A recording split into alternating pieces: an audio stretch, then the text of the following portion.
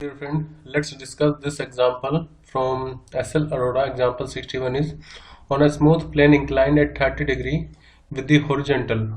A thin current carrying metallic rod is placed parallel to the horizontal ground.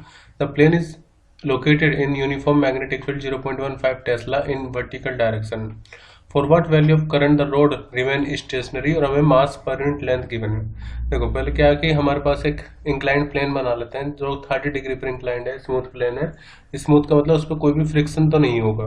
देखो वैसे तो ये जो हम काम कर रहे हैं क्वेश्चन करें 3 डायमेंशनल का है, लेकिन क्योंकि हमारे पास स्क्रीन है जो कि 2 डायमेंशन है तो थोड़ा सा आपको इमेजिन करना पड़ेगा।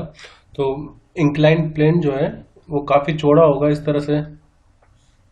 अब उस पर हमने ये एक रोड रख दी है और जो मैं यहाँ पर रिप्रेजेंट करूंगा वो उसका ये फ्रंट एरिया, जो फ्रंट सेक्शन है वो यहाँ पर दिखेगा आपको। जैसे कि यहाँ पर जो रोड आपको दिख रही है वो इतना सिर्फ क्रॉस सेक्शन एरिया होगा, हालांकि वो इस तरह से रखी होगी। ओके, अब इसमें लेट करंट फ्लो कर रहा होगा आई डायरेक्शन में, मतलब जो करंट है उसको हम आई मान रहे हैं। अब इसका जो वेट होगा वो डाउनवर्ड होगा toward the centre of the earth mg। अब इस वेट के 2 कंपोनेंट होंगे, कौन कौन से वो मैं आपको बता देता हूँ। जैसे ये एंगल अगर 30 है तो इसका वेट का एक कंपोनेंट तो इस तरफ होगा।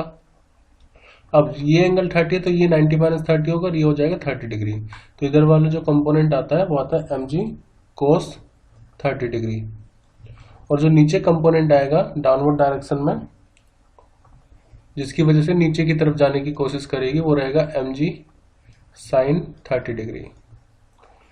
अब ये नीचे नहीं जानी चाहिए, मतलब रोल करके नीचे ना आए, तो इसके लिए एक ऊपर की डायरेक्शन में हमें फोर्स लगानी पड़ेगी। तो लेट मैं इमेजिन कर रहा हूं यहां पर कि अपवर्ड डायरेक्शन में कोई इस पर फोर्स लग रही है। अब वो जो फोर्स है जो mg sin थीटा को अगर बैलेंस कर पाई तब ये रोड नीचे रोल डाउन करके नहीं जा पाएगी। तो हमें ये देखना है जो अपवर्ड मतलब इस तरफ जो फोर्स लग रही है उसका मैग्नीट्यूड mg sin थीटा के बराबर होना चाहिए, तभी ये रोड जो है वो नीचे की तरफ नहीं आएगी। अब हमें गिवन है कि जो मैग्नेटिक फील्ड है वो है 0.15 टेस्ला,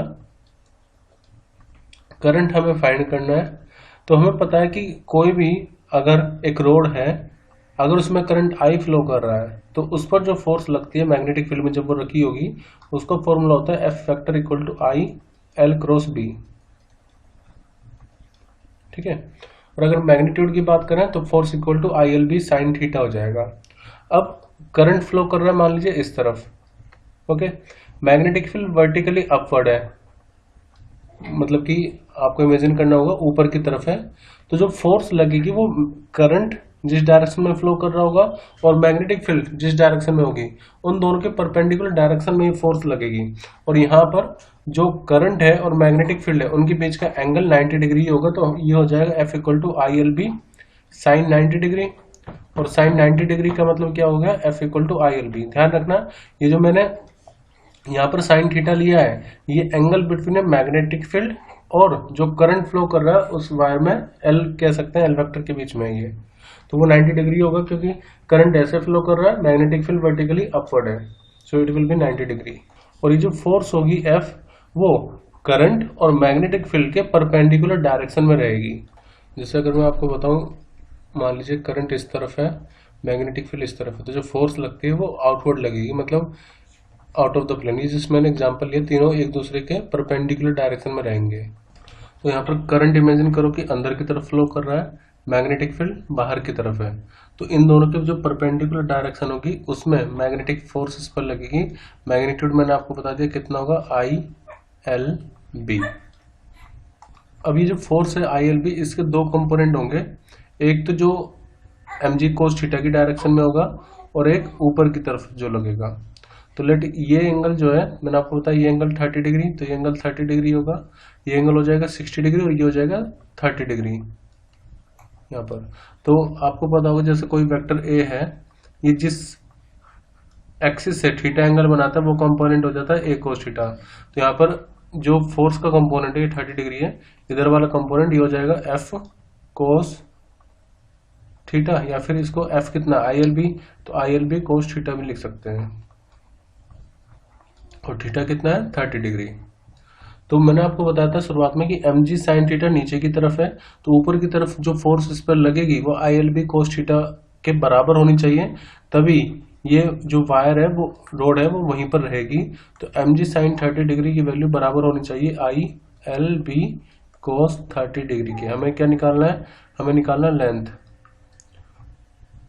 सॉरी हमें निकालना करंट। तो करंट इक्वल टू हो जाएगा mg अपॉन में LB, ये कोस नीचे आएगा, साइन अपॉन कोस हो जाएगा, साइन 30 डिग्री अपॉन में कोस 30 डिग्री।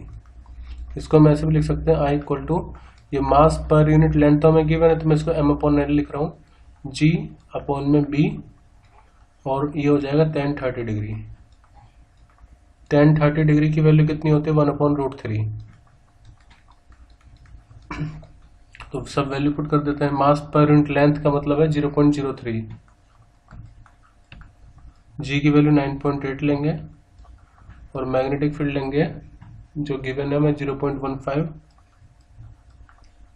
और √3 मतलब tan 30 डिग्री 1/√3, √3 की वैल्यू होती है 1.732।